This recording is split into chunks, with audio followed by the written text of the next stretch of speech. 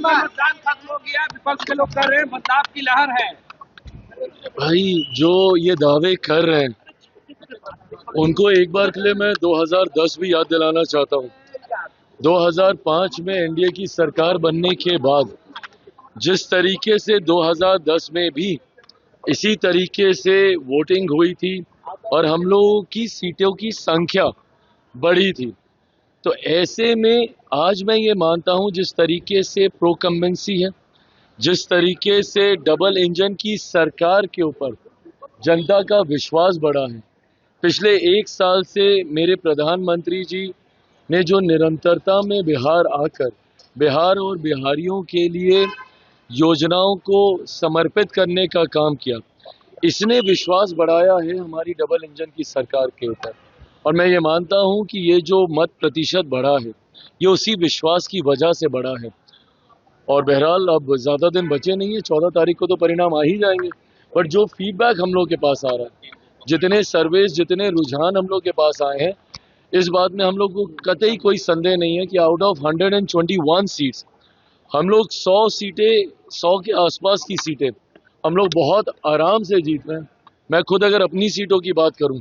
14 सीटों पर हम लोग चुनाव लड़ रहे थे, मैं मरौड़ा को भी उसमें जोड़ रहा हूं, जिसमें निर्दलीय प्रत्याशी को एनडीए ने अपना समर्थन दिया। अगर मैं उनकी भी मैं बात करूं तो 14 की 14 सीटों पर कल रात भर तक हम लोग फीडबैक ले रहे थे, 14 की 14 सीटें पॉजिटिव हैं और मैं मान रहा हूं कि ये सीटें भी हम लोग जीत रहे हैं। आज तेजस्वी यादव ने विजय सिन्हा का वीडियो ट्वीट करके कहा है और उन्होंने कहा है कि 14 नवंबर को ईवीएम की प्रिंटिंग निकलने वाला है। ये सारी बातें कहने का मैं समझ सकता हूँ, चुनाव का समय है, उनको भी अपने कार्यकर्ताओं के मनोबल को बढ़ाए रखना है, इसीलिए वो ये सारी बातें कह रहे हैं। बट हर वो व्यक्ति जो बिहार की राजनीति को समझ रहा है और जो देख रहा है कि जिस तरीके से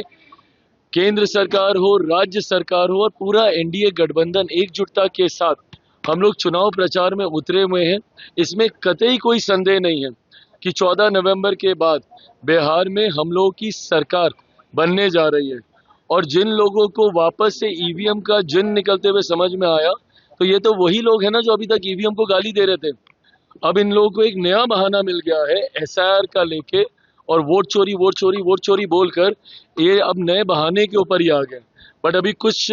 समय पहले तक तो इनको ईवीएम का जिन इन्हीं को खाने के लिए निकलता था, इनको लगता था कि उसमें धांधली हो रही है। बहरहाल ईवीएम से जिन निकलेगा जरूर 14 तारीख को, बट वो एनडीए की मजबूत सरकार बनाने के लिए निकलेगा।